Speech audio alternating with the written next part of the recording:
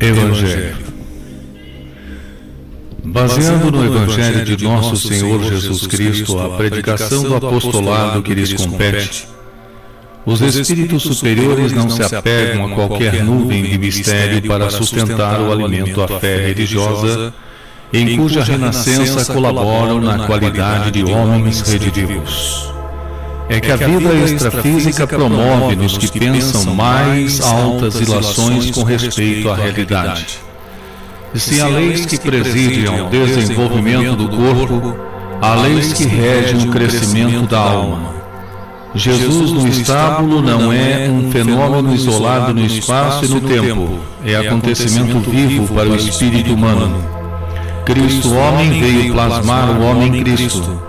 Há quem enxergue no cristianismo a simples apologia do sofrimento.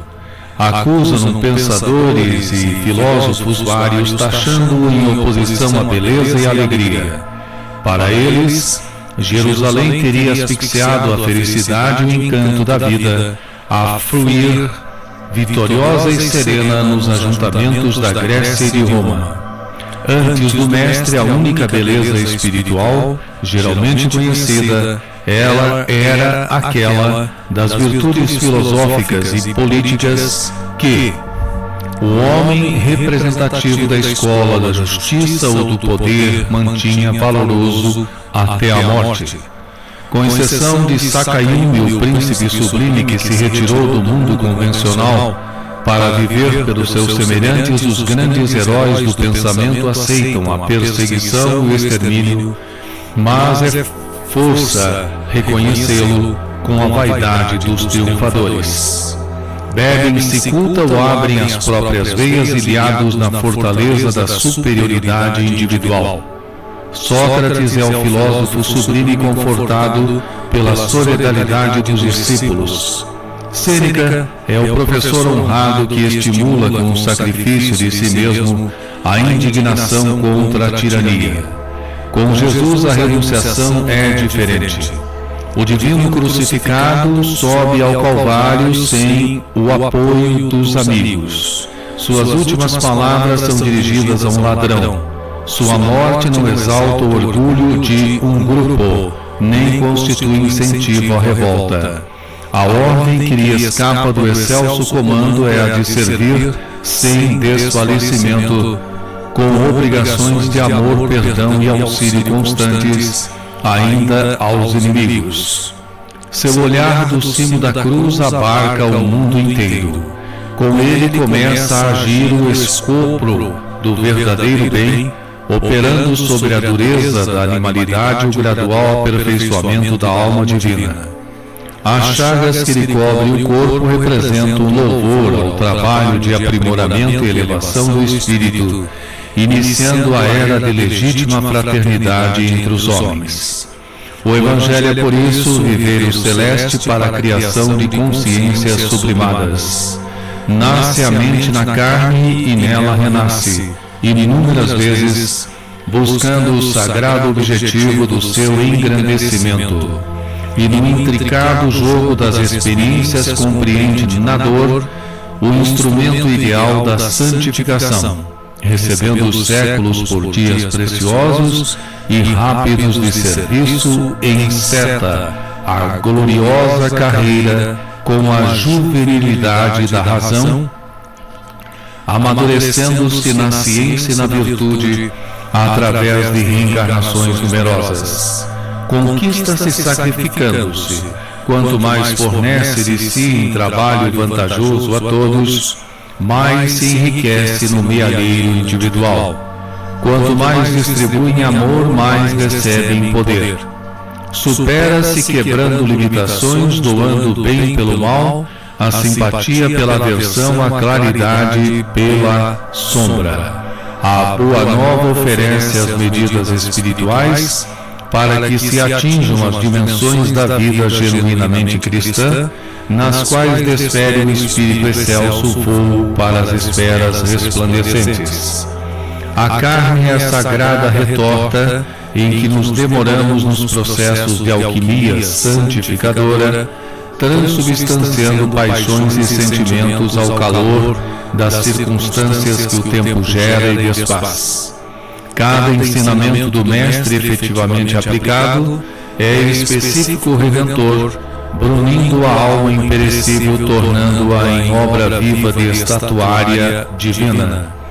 O que nos parece dor é bênção, o que se nos afigura sofrimento é socorro. Onde choramos com o espinho, recolhemos uma lição. Daí o motivo de se escudarem os emissários de nosso plano na predicação de Jesus, desvelando aos homens os pórticos sublimes da Era Nova. Quando fixarmos nas páginas vivas do próprio ser os ensinos do Cristo, afeiçoando-nos automaticamente a eles, tanto quanto se nos adaptam aos pulmões, ao ar que respiramos, habilitar-nos-emos ao programa de ação dos anjos, por enquanto incompreensível à nossa inteligência. Renascimento e morte no patrimônio físico são simples acidentes da vida espiritual progressiva e eterna. Quando o homem termina o repasto da ilusão, aqui ou ali, perguntas milenárias lhe acodem precípites à mente insatisfeita. De onde veio, para onde vão, qual a finalidade do destino, porque a lágrima interroga aflito com ânsias análogas à de todos os vanguardeiros da vida superior que tiveram a coragem de partir antes dele para os cimos da imortalidade. Quando o aprendiz indaga, experimentando a autêntica sede da verdade, é sem dúvida chegado o momento iluminativo do Mestre. Sem Jesus, que nos confere sublime resposta aos enigmas do caminho, converter-se-ia a existência em labirinto inextricável de padecimentos inúteis. O além é a continuação do aquém. Um século sucede-se ao outro.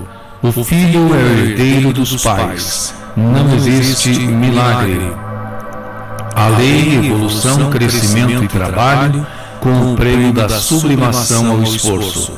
O simples intercâmbio com a vida espiritual nada mais é que mera permuta de valores para estimular a experiência comum.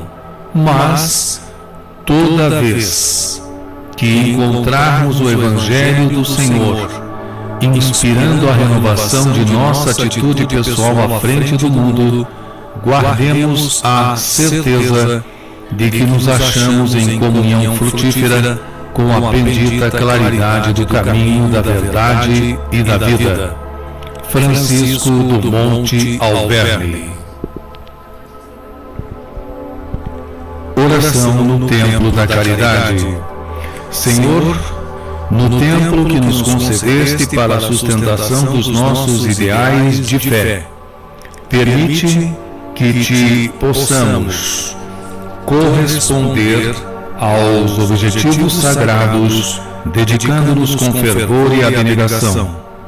Honrados pelo teu convite a engrossar as fileiras dos que trabalham contigo, multiplica em nossas mãos as sementes luminosas da caridade, a fim de que os nossos celeiros não permaneçam vazios de claridade.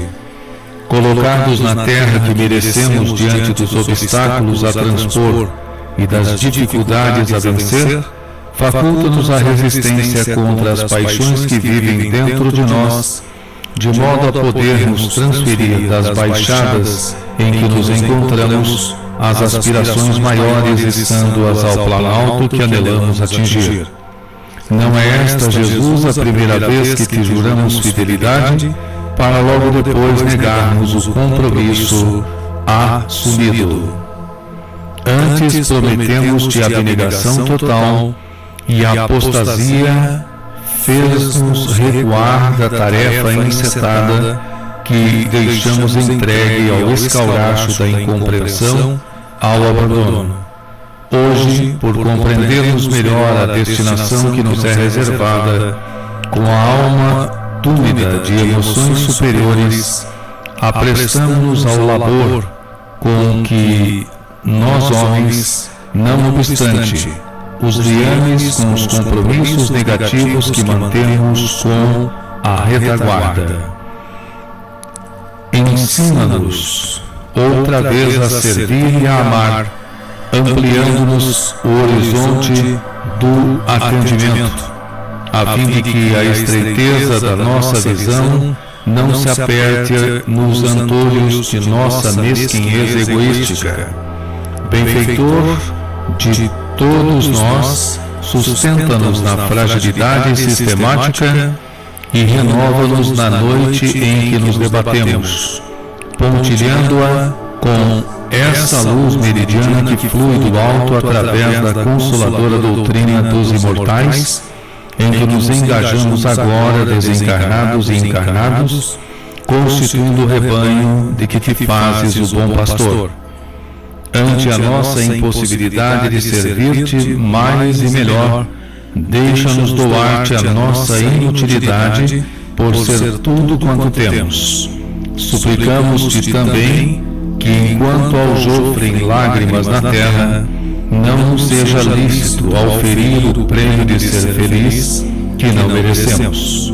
Oxalá que as nossas mãos se ergam a serviço do alimento das criancinhas em carência, do irmão em agrura, do próximo em enfermidade, do ser enregelado da criatura desnuda, concedendo a cada um a paga de amor que é uma estrela nascente na noite sombria e dominadora que a todos atemoriza. Jesus, apiada-te de nós no templo que nos facultas para reacender e manter a chama da fé viva. Torna-nos dignos de aqui estar, louvando-te e amando-te através do amor aos nossos irmãos da retaguarda. Bezerra de Menezes Espírito, da obra Sementes de Vida Eterna, por diversos espíritos. Amor e atração. Dentro da noite fria, o discípulo inquiriu: Instrutor, como entender a atração do amor? Por que se destroem tantas criaturas em nome do afeto? O sábio pensou, depois inclinando a chama da candeia que clareava o recinto, cercada por grande número de mariposas, dentre as quais muitas delas caíam mortas, esclareceu: muitos se anulam em nome do amor por lhe ignorarem os princípios divinos. Observa as mariposas e a chama. Elas são atraídas pela luz e pelo calor, mas porque não se contentam em se aquecerem para seguir no caminho claro que a luz lhes descortina, tentam absorver toda a chama que por fim as consome dentro da própria grandeza. Senhor, não nos deixes de punhos cerrados, como quem se prepara a fim de espancar alguém. Ensina-nos a abrir as mãos para doar aos outros o benefício que se nos faça possível. Estas duas últimas mensagens são do livro Recados do Além, Médium Francisco Cândido Xavier, Espírito Emmanuel.